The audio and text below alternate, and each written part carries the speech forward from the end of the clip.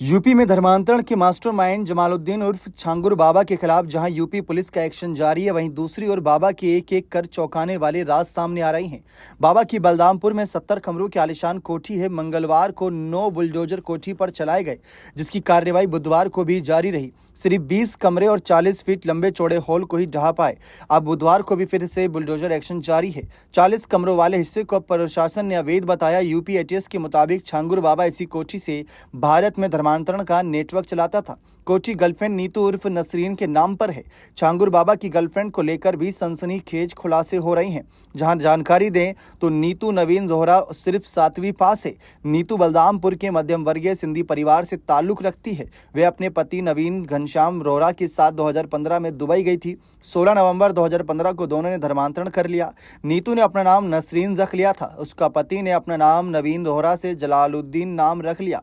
इसके बाद नसरीन छांगुर की धर्मांतरण गैंग की मेंबर बन गई। जल्द ही उसने छांगुर का विश्वास भी जीत लिया। नीतू ही गरीब हिंदू परिवारों को पहले छांगुर बाबा के चमत्कार का झांसा देती थी, फिर उन्हें धार्मिक मदद के देने और बीमारी के इलाज का खर्च उठाने का लालच देकर जाल में फंसाती थी। फिर इन हिंदू परिवारों को छांगुर बाबा से मिलवाती थी और उनका धर्मांतरण करवा देती थी।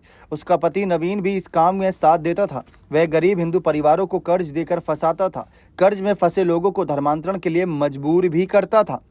छांगुर बाबा का घर बलरामपुर के रहरा माफी गांव में है। नीतू अपने पति नवीन जोहरा के साथ यहीं पर रहती थी। तीनों के रहन सहन पहनावे को देखकर क्षेत्र के लोग भी इसका अंदाजा नहीं था कि वह सिंधी है। जी हाँ, नीतू ने 2015 में दुबई में धर्मांतरण किया था। वह अपने पति नवीन जोहरा उर्फ जलालुद्दीन के साथ वहां पर गई थी। बाद में नवीन के परिवार के सभी सदस्यों ने 2021 में इस्लाम कबूल लिया।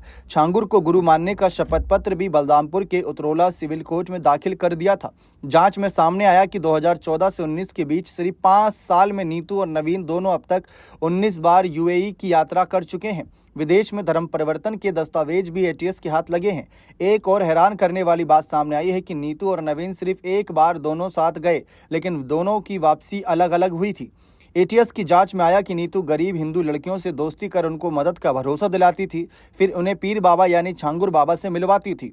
चमत्कार का दावा भी कहती थी कि मुसलमान बनने पर मेरी जिंदगी बदल गई। गरीब हिंदू लड़कियों को धर्म परिवर्तन के लिए राजी करती थी। नीतू पूरे परिवार को टारगेट करती थी। छांगुर बाबा और उसकी गर्लफ्रेंड नीतू उर्फ नसरीन पिछले 70 दिन से लखनऊ के विकास नगर के एक होटल में पति पत्नी की तरह रह रहे थे। दोनों को यूपी एटीएस ने लखनऊ से गिरफ्तार किया था। जांच में सामने आया कि 16 अप्रैल को छांगुर बाबा ने स्टार रूम्स होटल में कमरा नंबर 102 बुक कराया था। शुरुआत में कमरा सिर्फ 4 दिन के लिए बुक कराया गया था। दोनों ने अपने अपने आधार कार्ड दिए थे। इसी होटल पर धर्मांतरण का खेल चल रहा था। छांगुर के पास सिजर ए तैयबा की किताब भी मिली है। बने रहे चैनल के साथ। बहुत बहुत शुक्रिया।